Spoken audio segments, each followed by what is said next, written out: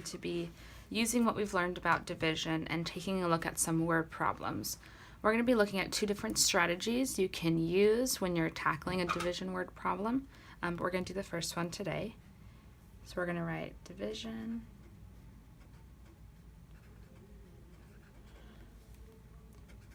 word problem. And the one we're going to do today is called the dealing strategy.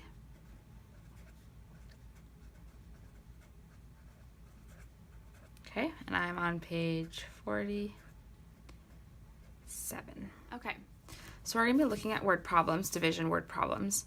And before we get started, I just want to review when you're doing a word problem, the biggest mistake that kids make is just not being able to understand what is being asked.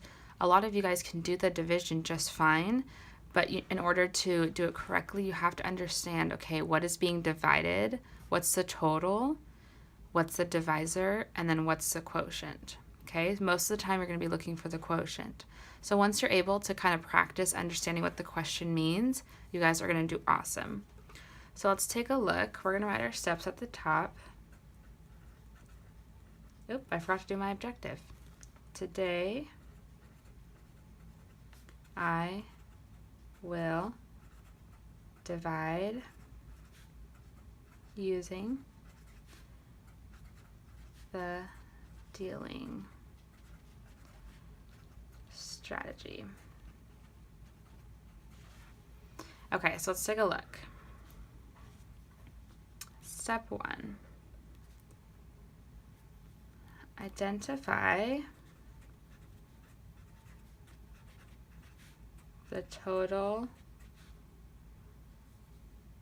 to be distributed. Okay, so this is going to be our, what do we call that? What's the total number called in a division problem? Good, the dividend. So first you got to find the total. Okay, step 2, identify the number of groups or circles, which we call our what? Divisor. Good. And these are going to be given to you, so you're going to need to find the quotient on your own, okay? Step 3 is what we call deal out. It's kind of like when you're dealing out cards. If you're like the card holder and you're passing out cards, that's what it kind of means by the dealing strategy. So you kind of set up your base 10 model. It's just like the base 10 model. And then you deal out how many each divisor group gets. Okay, that's why we call it the deal out strategy. Deal out items to groups equally. Okay. And then 4, count the number of items per group. Okay, so it's very similar to the base 10 model. Okay, it's exactly like the base 10 model. And we know that when we're working with word problems, we have to use our cubes strategy. Okay. Okay, let's take a look. Let's do number 1. I'm just going to read it through first. Tommy has 3 dogs.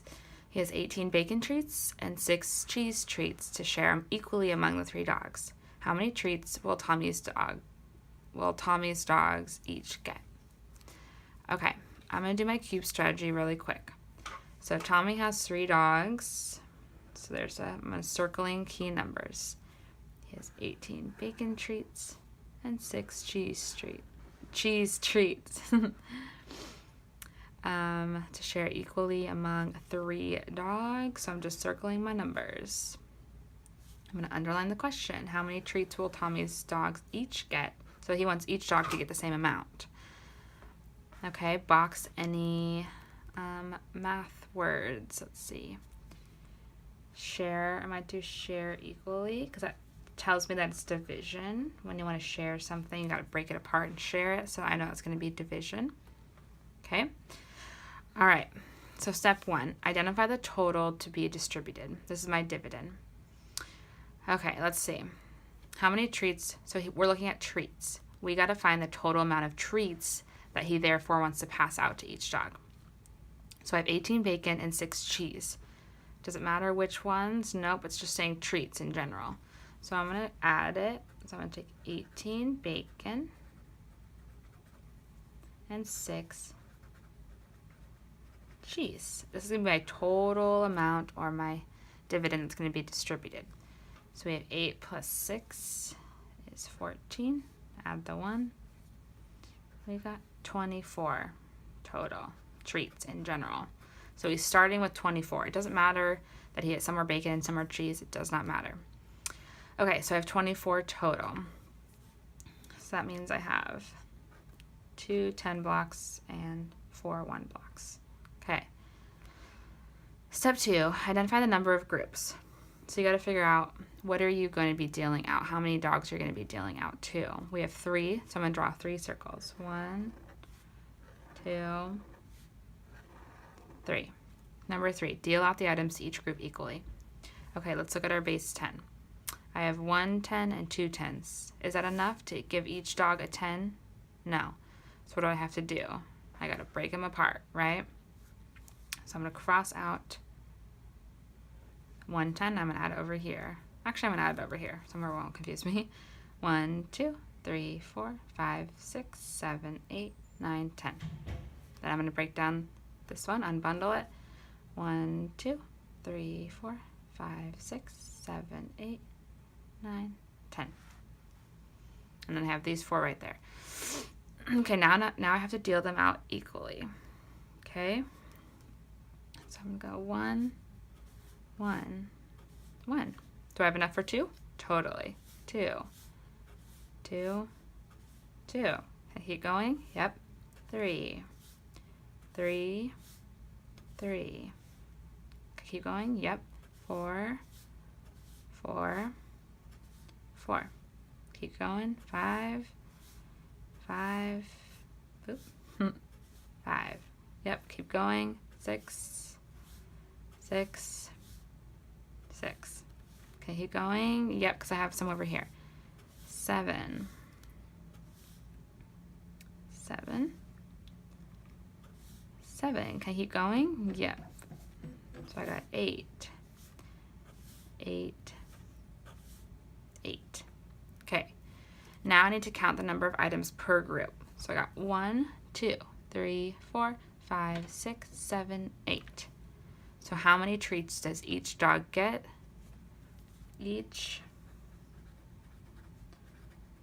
dog will get 8 treats. Okay? So that's how you would tackle a word problem. Let's look at number 2. Chloe has already saved $20 to buy herself a new bike that costs $145. She will save the same amount of money each month for the next 4 months until she has enough money to buy the bicycle. How much money does Chloe need to save each of the 4 months? Okay, I'm going to go through and I'm going to circle my numbers. So let's see. Chloe has already saved $20 to buy herself a bike that costs $145. The next 4 months until she has enough money. Okay. How much money does Chloe need to save each of the 4 months? Okay, underline it. Now I need to figure out, can I box any math words? Let's see. The bicycle, she will save the same amount each month until she has enough money. She has enough money. I don't really see anything that pops out. Maybe like same amount or enough money, but that's up to you. Okay, now let's start tackling our dealing strategy. So first we have to identify the total amount to be distributed. So how much does the bike cost in total? $145, right? So she needs to save $145. Now I'm not going to break that down because she already has $20 already before she starts her planning of saving up.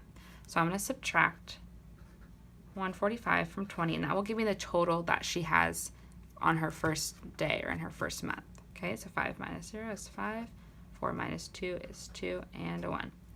So 125 is the total that needs to be distributed into each month so we can see how much she needs to save in order to have her total amount by the end of that month. Okay, so here's my dividend. Number 2, identify the number of groups. Okay, so we got to figure out what's my divisor. What are my groups? Well, I know that she wants to have the same amount of money each month for the next 4 months. So I got to do 4 circles. 1, 2, 3, 4. Okay. Next step, deal out the items to groups equally. So let's put this in base 10 form. So I have 125. Okay. That 100, of course, can't just put it into one. You got to put it into all 4. So I got to break this one up. So how many 10 rods do I need? 10, right? 10 times 10.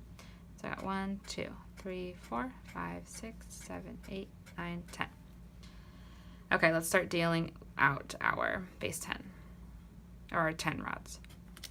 1, 1, 1. Okay, it looks like that video cut out a little bit, but essentially all I did is I continued to distribute my 10 rods, and then I distributed my 1 rods. I had a remainder left over, so I circled that, and I need to make sure that when I have a remainder in a word problem, you have to fit it into the word problem, into your answer. You can't just leave it behind because it's a real life remainder of something.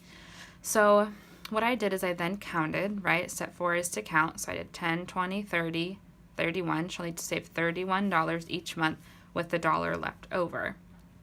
And then what I looked at is this problem is the same thing as saying 125 divided by 4 is 31 remainder 1. Okay? So you had 125 as your total. You wanted to distribute and deal them out into 4 groups. That gave you 31 remainder 1 in each group. So it's the same exact thing as doing a division problem, but we're just doing the base 10 model essentially with the dealing strategy. Okay? So let's turn the page and look at what I want you to do, which one I want you to do for homework tonight. On today.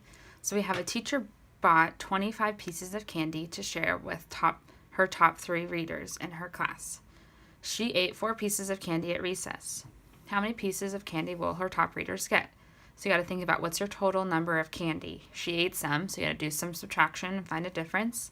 Then you got to put it into how many groups? 3, right? Because she has 3 groups of readers. She has 3 top readers, okay? So work on that division problem, use the dealing strategy. Come to class ready tomorrow to work on